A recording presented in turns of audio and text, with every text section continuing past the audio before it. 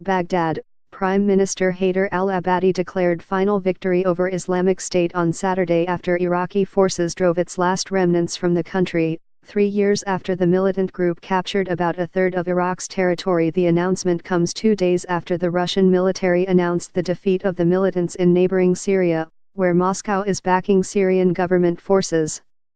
Be the first to know, join our Facebook page.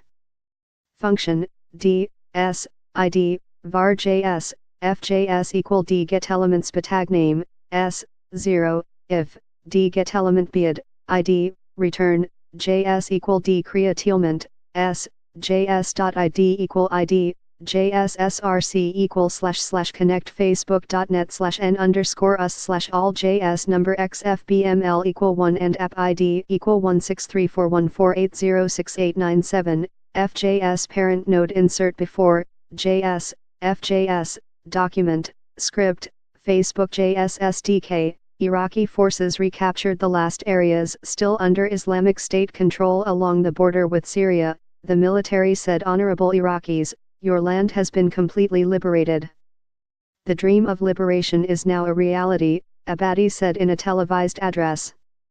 He was speaking with 5 Iraqi flags and dozens of servicemen from different branches behind him. We have accomplished a very difficult mission.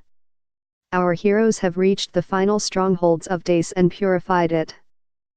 The Iraqi flag flies high today over all Iraqi lands. Several squadrons of Iraqi helicopters flew over Baghdad carrying Iraqi flags at noon, in an apparent rehearsal for a victory parade that Iraq is planning to hold in the coming days. The government said the declaration meant Iraqi forces had secured the western desert and the entire Iraq-Syria border, and marked the end of the war against Islamic State. Abadi declared December 10 a national holiday to be celebrated every year. State television aired celebratory songs praising government forces and militias. The US-led coalition that has been supporting the Iraqi forces against Islamic State welcomed the news. In a tweet, the coalition congratulated the people of Iraq on their significant victory against Daesh. We stand by them as they set the conditions for a secure and prosperous future Iraq, said the tweet. Daesh is an Arabic acronym for Islamic State. Iraqis numb pain of Islamic State in newly reopened Bar.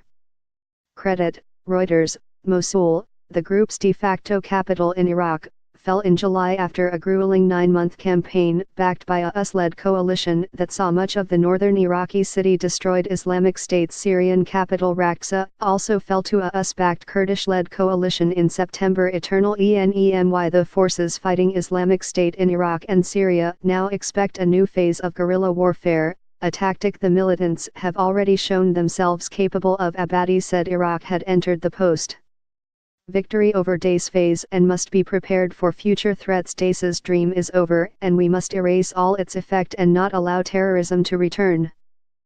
Despite announcing final victory, we must remain vigilant and prepared against any terrorist attempt on our country, for terrorism is an eternal enemy. The war has had a devastating impact on the areas previously controlled by the militants. About 3.2 million people remain displaced, a UN statement said on Saturday. Islamic State leader Abu Bakr al-Baghdadi, who in 2014 declared in Mosul the founding of a new Islamic caliphate in Iraq and Syria, released an audio recording on September 28 indicating he was alive following several reports of his death.